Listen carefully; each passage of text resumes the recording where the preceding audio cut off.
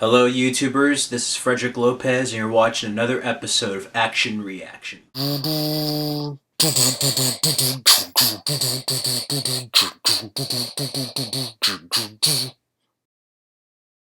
Hello guys, today we're going to be going over James Cameron's classic from 1994, The Terminator. Now, I know this may be kind of counted as a horror film, but I'm going to count it as an action film. It's kind of an action horror film. More so than its sequel, Terminator 2 Judgment Day. But I'm still going to count as action, science fiction action. It has horror elements, but I like to count it as action movies. And let's start off with the story. James Cameron, this is before Titanic, before True Lies, before The Abyss, before T2, before Aliens. He did Piranha 2, worked with Roger Corman, and his pet project From a Nightmare. He had a nightmare, he was sick with the flu, I think, or something. He was sick, and he had a nightmare of this machine rising from the flames. As you can see here, and it's very similar to the shot used at the end of the film. And for those who haven't seen it yet, what are you doing? I know this is a review, but it's more of a retrospective review. Go and watch The Terminator, especially before you see the other ones. And if you have seen the other ones and not this one, see this one first. This is what started it all. Especially before Genesis. You're going to appreciate Genesis a lot more after this. Anyways, he ended up having the idea for The Terminator, and I didn't know this was an independent production. Hemdell production company financed it, and they distributed it with Orion Pictures at the time. And originally it went to Paramount, but they were interested in it, except that they wanted James Cameron to basically back off as director. So they wanted the film as long as James Cameron didn't direct it. So he's like, no, I'm too invested in this project, so end up going somewhere else. It's just odd now that they have the rights, but yeah. And then Lance Henriksen, who plays a role, is actually considered to be a Terminator, and so was O.J. Simpson at the time, which I'm glad we kind of avoided that in retrospect. Then Arnold Schwarzenegger was offered a role, read him for Kyle Reese, but was more interested in for the Terminator, the T-800, Cyberdyne Systems Model 101. So you have Arnold Schwarzenegger as the title role of the Terminator, the villain. Linda Hamilton as Sarah Connor. Michael Biehn as Kyle Reese. It starts off 2029. 2027 we have those old VHSs that have the old timeline, but they switched it to 2029 to match it up with the two. But okay, 2029. Machines overrun the entire world. Humans are barely surviving in the future. Skynet, which is the machines, the cyborgs that have basically taken over the world and try to wipe out humanity, have developed a new weapon in a time displacement center. Kyle Reese was under a guy's command named Perry, and then John Connor for the past 2 years, which is Sarah Connor's son. They were too late to stop the Terminator from arriving from the future, so then Michael Biehn as Kyle Reese comes back through time to try to stop him and protect Sarah Connor. That's his sole mission. So it starts off in 1984. So has the Terminator there, and he's at Griffith Observatory. You see a young Bill Paxton there, and he's basically give me your clothes. And it's well, he's nude. Nothing material can come out of the time displacement center, so he's basically nude, and they're wash day tomorrow, nothing clean, right? And Arnold's just give me your clothes, and then get a knife. It's fuck you, asshole. Basically kills him. So it starts off there. You kind of get to see how the Terminator is. He has no apathy, no remorse for any human life. Just one goal, and that's to kill Sarah Connor. Kyle Reese even tells her that later. Now Kyle Reese comes in through a time displacement center. Asks, what day is it? What year? Police officers after him for stealing a homeless guy's pants. The whole chase ends up getting away. Gets a shotgun. So you have both of their parallel journeys, and that's how it starts off. And then you go to Sarah Connor, who's very young and very different from the second film. She's a waitress, everyday woman. Linda Hamilton plays her. You get to see her life, her friend Ginger, the whole lifestyle. And she's basically just having a regular day. And there are about 3 Sarah Connors around, so like it parallels with Kyle Reese just like walking through Los Angeles. And it takes place in Los Angeles. And Arnold just gets weapons, and the T-800 is basically killing off all the Sarah Connors. So like Sarah Connor notices that there's been 2 Sarah Connors who have been killed. So she begins to worry. Anyways, it ends up being at a club called Tech Noir. She calls the police, worried. They're worried because they figure they have a serial killer on their tracks. And she sees Kyle Reese following and thinks he's a bad guy. Arnold goes, Terminator finds Sarah Connor's place, thinks he's killed her, instead kills her friend Ginger, and then the answer machine comes on, and it's Sarah Connor, and he gets a student ID photo, so now he knows her location. And that, at the center, is where they meet up at the Tech Noir, and it's a brilliant scene with great suspense. T-800 comes in, breaks a guy's hand, goes in, and Sarah drops some salt, like a salt container, and goes down, and the Terminator misses, and this whole laser part. I also forgot to mention in this Tech Noir scene, the songs Burning in the Third Degree and Photoplay also work very well, and are very 80s. The scene's just set up beautifully. You get to see James Cameron's sense of directing here. And timing too, and the editing, and Brad Fiddel's score is just magnificent. And the synthesizer, just slow, and then Kyle Reese is there, and then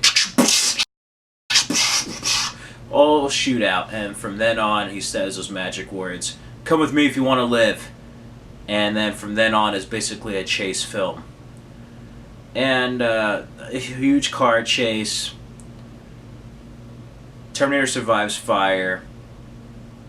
They get in a wreck. Terminator escapes, and then Kyle Reese and Sarah Connor are arrested. Sarah is in protective custody at the police station while they're interrogating Kyle Reese, and they think he's insane for talking about the future, even though he's pretty sane. Long story short, Arnold is damaged, and this is where Stan Winston's, what a great job they did in the makeup department. There's this scene, and it's still kind of grueling to look at, and it really scared me watching it when I was younger.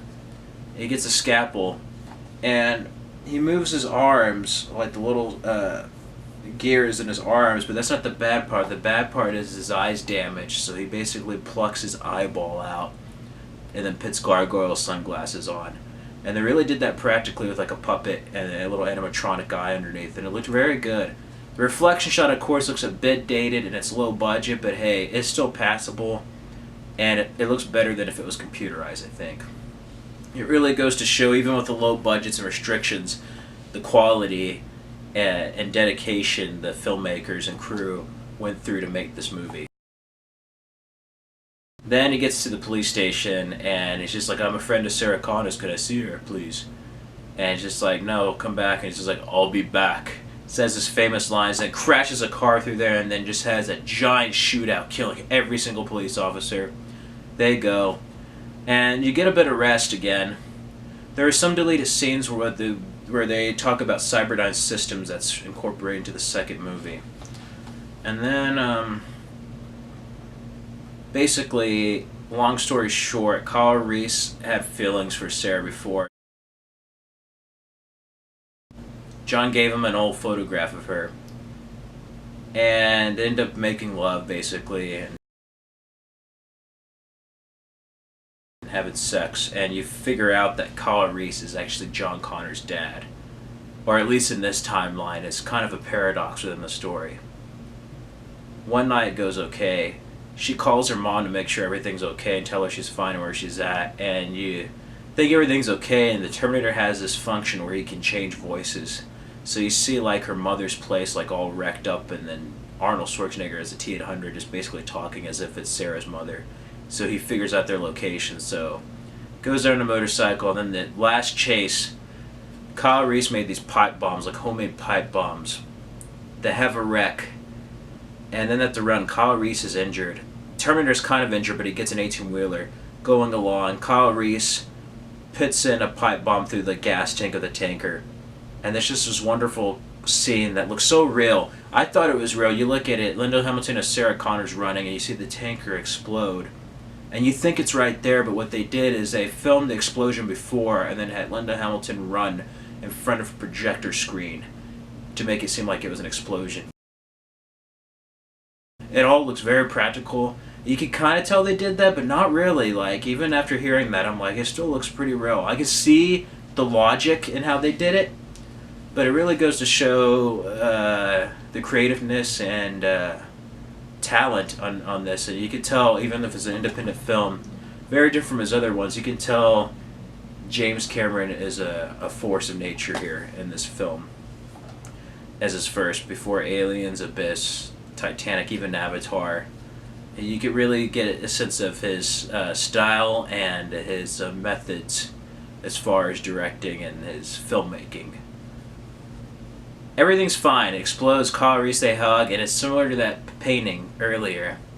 Think it's all over. Of course, like any 80s horror movie, the bad guy always has to get up one more time. And you see the Terminator, and it's not like Arnold Schwarzenegger, it is an endoskeleton. So there's this huge chase again on foot inside the factory. Kyle Reese is injured more. Trying to get him up. He puts up one more pipe bomb and basically dies. He doesn't survive the blast radius. You think the Terminator's dead again, but Sarah Connor's injured. Her leg has shrapnel in it, so she's like crawling, and the Terminator has like its bottom half missing, but the top half is still around with his arms without any legs, chasing after Sarah. And this huge chase through like a little conveyor belt thing, and it's one of those metal crushers, and Sarah Connor says one of her famous lines. She's like, "You're Terminated, fucker," and then just like crushes the Terminator, and that's it. Kyle's dead. She's in the ambulance, and then it fast forwards a little bit after in an epilogue. There's a storm. She's by Mexico. And a kid takes a photo, and it's the same photo that Kyle Reese was holding in the future. So she has interview tapes, and she's talking to John, who she's pregnant with now, and just talking about like Kyle Reese being his father, and like, how can you send him back? That would mess with somebody's mind. Anyways, she pays money to get the photo from the kid, and the guy's dad's there after he fills up gas, and you see clouds forming in the desert. He's like, a storm's coming, and then Sarah Connor's just like, I know. Yeah, so that's where it ends, and I like the arc. The Sarah Connor house. She's a good female heroine, much like Ellen Ripley in Aliens and Laurie Strode in Halloween. You get to see her as like a waitress, everyday woman, go into a warrior by the end of the film, and more so as a prelude to what's to come for her character in Terminator 2 Judgment Day and protecting her son John. But it's a great film, and then Arnold is perfect as a Terminator. He did this after Conan the Barbarian. And you can really tell the presence of Arnold Schwarzenegger here in this film early on. He did Conan the Barbarian, but you really get to see the beginning of the action hero, Arnold Schwarzenegger, and that action star. And this is one of the few films where he plays a villain, and I would definitely watch this, especially instead of watching Mr. Freeze and Batman and Robin. He was not the worst part of that movie, though, but for a good villain, see the Terminator. And I kind of wish in the sequels they actually had him as an evil Terminator again, so I'd like to see that. But he was great in it, and you really believed he was a machine. He actually had all the mannerisms and like switched his physicality for the role. And I also like Michael Biehn as Kyle Reese. He's very military while also being just like an average guy as far as like his build and stuff. And it's brilliant having Arnold as a Terminator, Michael Biehn as Kyle Reese, because they're both are opposite as far as physique. Hero, villain, protagonist, antagonist, but also human and cyborg. And there's just nothing better than seeing those two opposites go against each other. And then Sarah Connor just right smack in the middle of that. And that's what I kind of appreciate in this film. And I think some of the sequels lack. T2 got it as far as the T-1000 against a cyborg, but this one really gets it. Brad Fidel score is good. You have like that synthesizer kind of screech horror film vibe, and then that little And then the opening credits are just great with like, and you see the words go like over each other, overlap. And Stan Winston's team did a great job.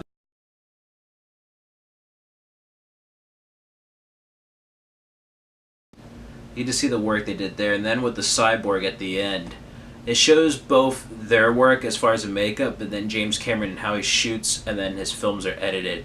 It was all done differently. They couldn't have a full cyborg body like they did in animatronic and T2, so it had to be done separately in both the torso miniatures and then just the feet, and you can see how they blended that together. The torso is just the upper torso on a stick, basically a pole, and then move it around. But like that type of planning and vision James Cameron has, and like setting all that up and then editing it like so seamlessly together, really shows his filmmaking approach there. And just like early on you get to see how he makes films and just the quality and passion and work he puts into them.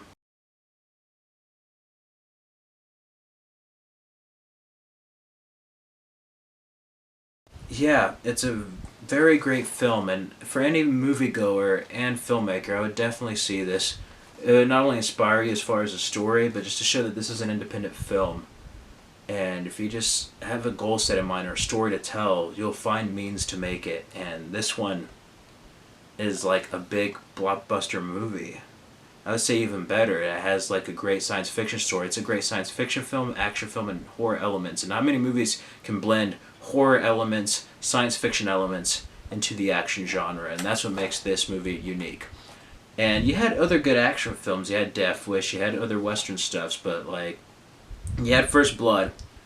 But this is before Predator, Die Hard, Aliens, and all those. And this shows that you don't need a revenge plot or just somebody shooting up a place over and over. It's great to see, but it shows that action films can be more, can be something deeper. And that's what the Terminator is. It's a very different action film, and shows that you could have the genre elevated to a level it's never been before. And for being over 30 years, just a little over 30 years, but 31 years old, this still holds up. Some of the effects may look dated, but hey, it looks better than some of the CGI stuff I see. And it's very great, and it's a hard R action movie. And it's very rare to have an R-rated action movie. It's not aimed for the kiddos. I know this Terminator is just terrifying. This one's in the sequel. It's one of my complaints about the sequels is that like a Terminator would get near you and shove you. No, if this Terminator got a hold of you, you're screwed. You are terminated. Like, this is just an unstoppable force in nature. Overall, I would give this about 8.5/9 out of 10. I actually think it's a perfect film and have nothing really against this movie. I actually love this movie a lot, and I used to watch it on VHS a lot before I got the special edition DVD from MGM. And overall, it's a perfect movie. That's the score I would give it. But I mean, there's nothing really negative to say about this movie. It's an American classic, and like, just like I'll Be Back, and T-800. Arnold is a T-800. Is one of the few characters in the AFI American Film Institute list to make both the hero and villain top list. So that says something. And it's just so iconic. Also, they recorded this on a mono track. The budget was low, so they couldn't do it on stereo, even though Stereoscape existed then. So 2001 they redid it with the stereo, but I would actually recommend having the mono because you can switch it on this, but the old VHS had the mono. The new one on this track, the 5.1, I think the Blu-rays corrected this, but they had it like where he was shooting on the motorcycle at Sarah and Kyle in the truck, and it sounded like a little pea shooter. It was like, pew, pew, pew. I didn't like it. It just sounded like a little Capcom pea shooter, where like in the original his revolver was just like loud like it should be.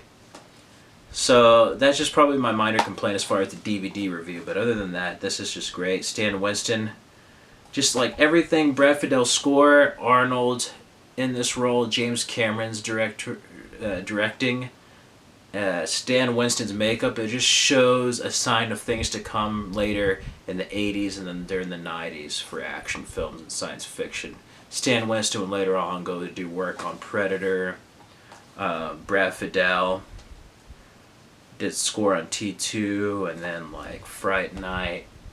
James Cameron after this ended up directing Aliens and then The Abyss, then of course the legendary T2, and then after that True Lies before he did Titanic and Avatar. So it's the beginnings of these great careers here, and I would highly recommend it. So whenever I get the next episode of Action Reaction, which will probably be forever, check out my in-depth review, retrospective, and thoughts on John McTiernan's 1988 film Die Hard. That's the Nakatomi Plaza Die Hard. Not a good day to die hard.